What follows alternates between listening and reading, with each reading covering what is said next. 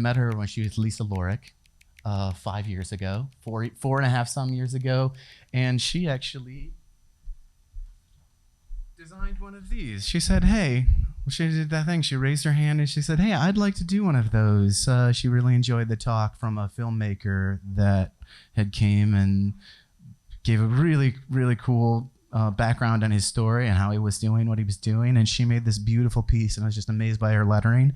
And she quit her job at her advertising agency and set out on her own, and led her into doing mural work and corporate projects and flying all over the world to do installations. It's an absolute beautiful story, and I'm going to let her tell you as much about it as she wants. I asked her to talk about Muse, which is going to be related to music in some way, I'm sure, why your name tags say music. But Lisa Quine, do I even pronounce your last name right? It rhymes with wine. Of course it does. Come on up. Share what you got to share. Do what you got to do. I'm so happy to have you here. Muse. Oh, there goes the first slide. All right. Oh. You're fine. So, good morning. Thank you, Thomas, for that lovely introduction and for inviting me here today. I've been getting inspiration since 2015 by coming to these events. So, I hope I can return the favor today. So this morning's topic is Muse, and there goes my joke. I listened to them a lot in high school, so I couldn't not picture the band every time I thought about the topic. If you've never heard of this word before, there's a couple definitions. In Greek mythology, the 9 muses were all daughters of Zeus. These goddesses gave artists, philosophers, and other intellectual types the necessary inspiration for creation. These days, a muse is a person or personified force that serves as inspiration for a creative person. And we now know that creative people are everyone. Some artists are driven by people they know and admire, or sometimes inspiration does feel like this spiritual force that just strikes at you out of nowhere. And for me, it's definitely a little bit of both. I'm 29 years old, and because my 20s have been the most art-filled years so far, I wanted to walk you through my 9 muses from each year and then talk a little bit about why identifying your muses can be beneficial to your creative process. So muse number 1, and I'm already breaking the rules. I needed to start just a little bit further back because the muse from 2008 totally changed my life, and it would plant the seed for my extreme obsession with detailed and vintage-inspired hand lettering, which is basically what I do every single day for a living. So back in high school, I was an extremely happy camper.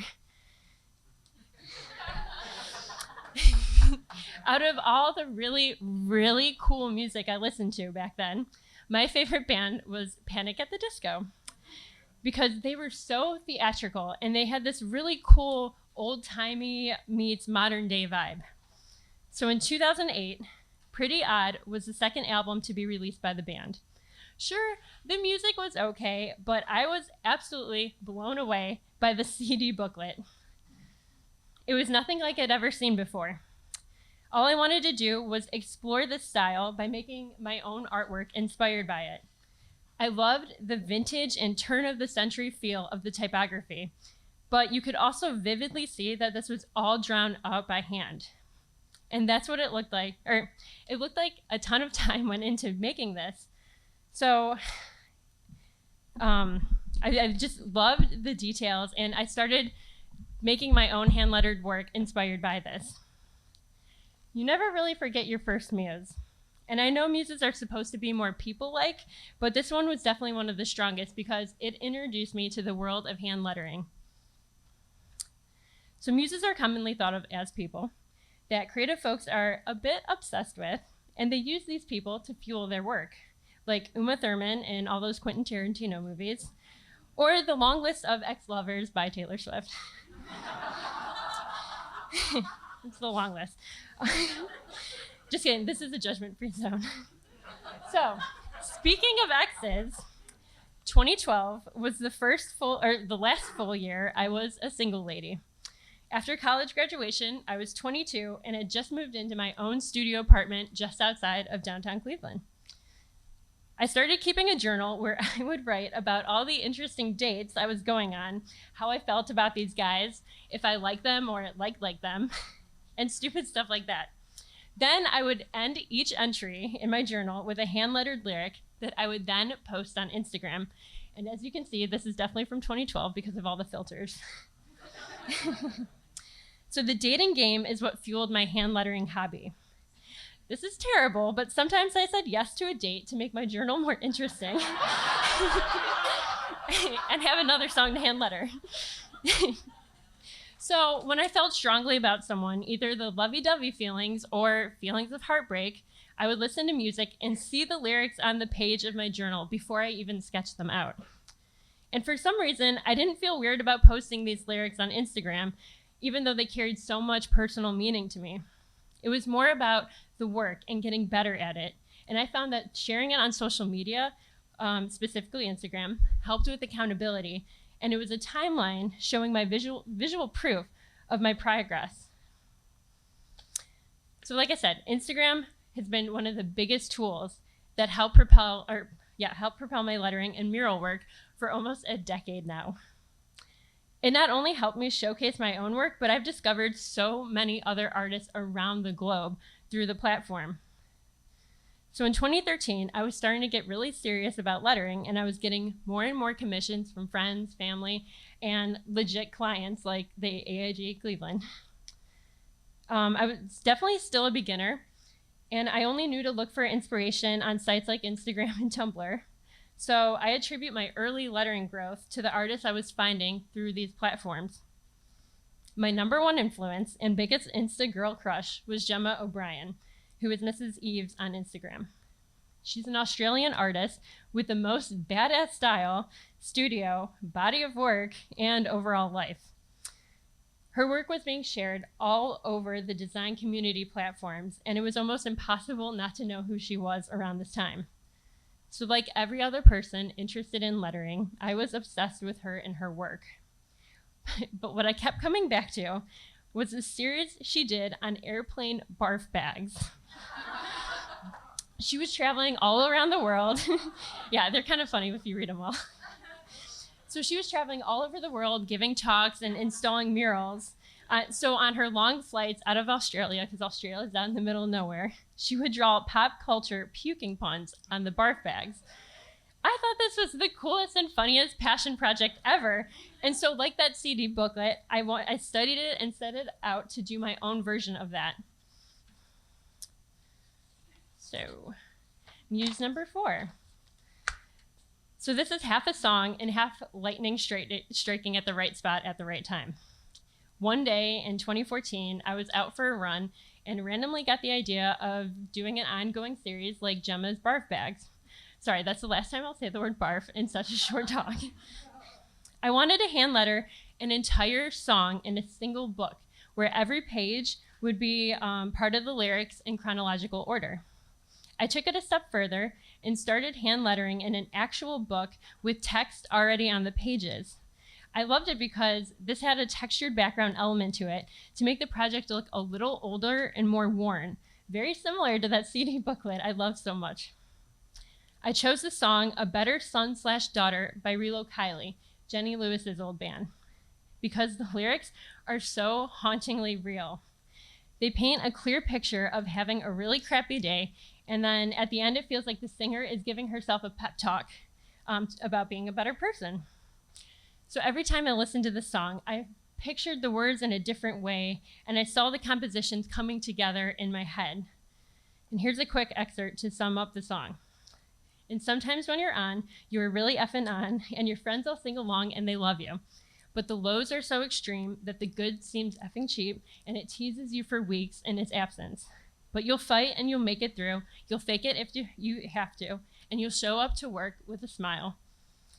For each part of the song, I would break it up a couple words per page, and I gave each page its very own unique style, thus teaching myself a whole handful of fonts and illustrated themes. So I loved working on this project so much, I tried to do it again. To switch it up, I thought I would do a monologue instead of a song. So I started to hand letter Robin Williams' monologue in Good Will Hunting because similar to A Better Son/Daughter, I can't listen to it without crying, and it really makes me feel my feelings. But the magic of my muse was gone, and I read the signs loud and clear. I had fully used up this inspiration for my book project, and it was time to move on to something different. So we're already at muse number 5. I thought this would be a good time to take a little intermission from the timeline and talk about a muse that has stayed with me throughout all my 20s. Anyone recognize her? Lana Del Rey. I am obsessed with this human being. So for those of you that don't know her, Lana Del Rey is a singer and songwriter whose music has been noted by critics for its stylized cinematic quality. There are themes of tragic romance, glamour, and melancholy, with style references of pop culture Americana of the 50s and 60s. Source Wikipedia. She was the most popular in 2012 when her songs off her first album went viral on YouTube. Then later she basically became the queen of Tumblr. Why I love her is because what she was doing with her music is what I wanted to do with my lettering. When listening to her music, you can hear beautiful mashups of retro references in modern day settings. Not to mention, almost every song is so incredibly moody, but not in an angsty adolescence way. It's poetic and witty. A typical Lana lyric goes, "If you hold me without hurting me, you'll be the first who ever did." Gosh. Like Jenny Lewis, I feel like I know Lana Del Rey because they're both incredibly vulnerable and personal in their songwriting. She doesn't make hits that you'll hear on the radio, and I don't love all her albums, but she does make the work that she wants to put out. So for over the years, I have hand-lettered a lot of Lana lyrics, and if you pay attention to my personal work, oftentimes it's more moody than my client work in murals. Of course, I never want to bum people out with a sad mural. I also like having a muse be someone who isn't a visual artist, because that way my inspiration is coming from a totally different place other than the work circulated on Instagram. In the lettering community, sometimes it can be a wind tunnel where you see someone's work in a post and recognize immediately what account they got their inspiration from. This is why I stopped using Gemma O'Brien as a muse and put my focus back on music. So 9 muses is a lot, and some are more inspiring than others. This 6th one is definitely one of my biggest. A lettering artist that I've admired for years is Jason Karn, and he has blessed the world with what is called the Lettering Library. It's a packaged digital file that consists of hundreds of PDFs. So in every separate PDF, you'll find photos taken of every single page in a lettering or illustration reference book. The hundreds of books are roughly from the late 1800s and early 1900s. So flipping through these PDFs, it gave me the same feeling of flipping through that CD booklet. I've never seen such amazingly detailed work, and I couldn't believe how accessible it was. I started referencing these PDFs for every single personal project I worked on. Scrolling through photos of my work, I could see a clear difference too. My work was starting to get more and more ornate and almost Victorian. It was also a great way to distinguish my style from other hand letterers because my inspiration was coming from the early 1900s and not what was on Pinterest today. It also came in handy for my favorite branding project to date.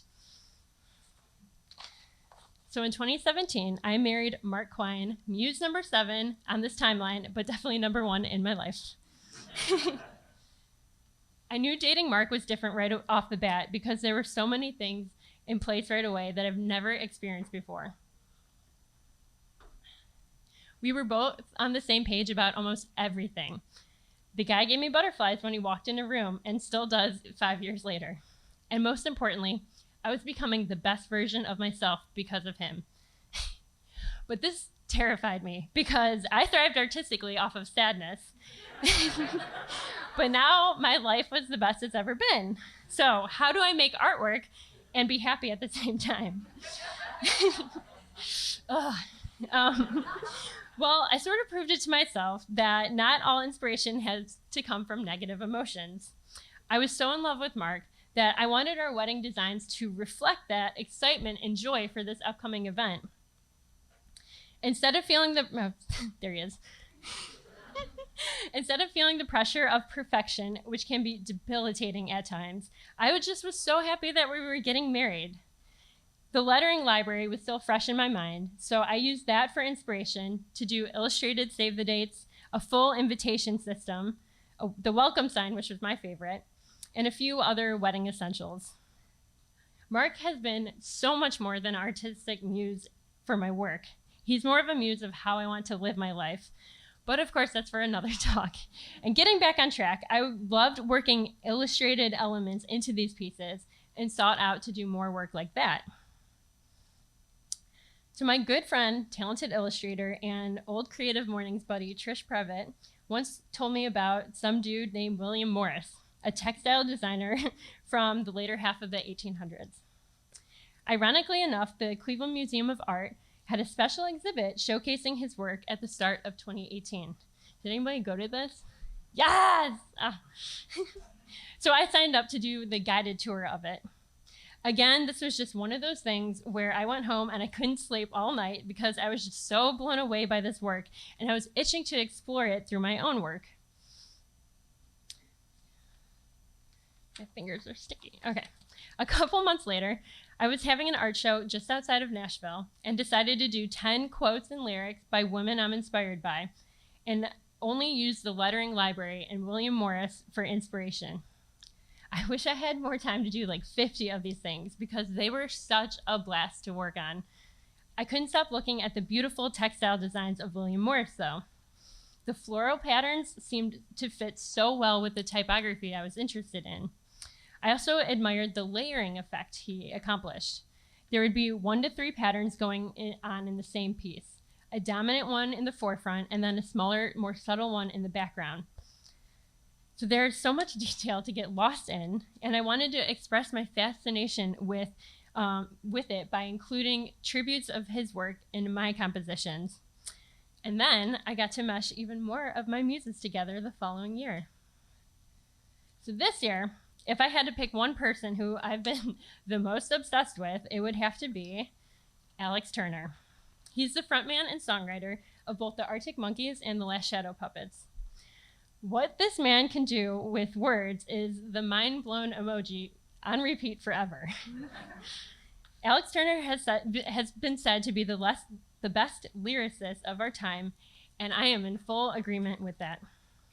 Here's an example of how he sets up a scene and mood in just 4 lines. My day is unbest when the sunset gets itself behind that little lady sitting on the passenger side. It's much less picturesque without her catching the light. I can't believe he sings this. The horizon tries, but it's just not as kind on the eyes.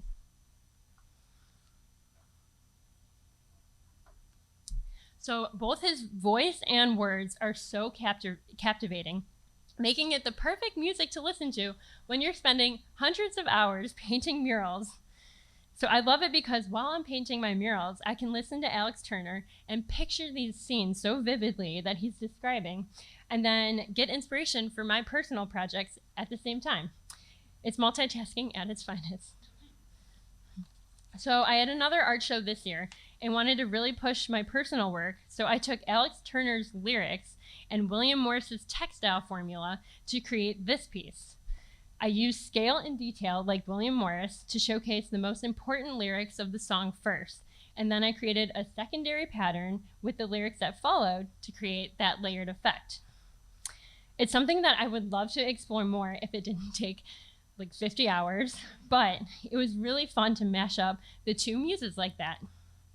I would do a whole gallery show of just words by Alex Turner because of how much I admire his work. So maybe that'll be my next project until, of course, the next big muse hits out of nowhere. Whoop. So now that you have no doubt in your mind where my inspiration comes from, I hope you've been thinking about who your 9 muses are. Who has changed your life's path? What is the best thing you've created? And how did this idea come to be? When was the last time you experienced an intense, strong sense of inspiration? In order for this morning to be the most inspirational morning you've had this week, reflection is the best thing you can do for yourself. So I invite you to really think about what your sources of inspiration are. And why is identifying your muses so important? I've been freelancing for 2 full years now, and things could get really stressful really quick. So in order to combat these negative thoughts and feelings, I turn to gratitude to help me get back to a logical mindset, something Muse number 7 taught me. That's Mark. When I'm experiencing self-doubt, I think about how my 9 muses have helped me write a book, complete 30 murals every year, find the love of my life, and above all, they continue to give me meaning and purpose. Being creative means sometimes you experience these stressful times, but on the opposite end, you can also be going through a rut too. Your list of muses is something that you can rely on for both situations. And regardless of what or who your muses are, remember it's always you who is creating the masterpiece. Thank you.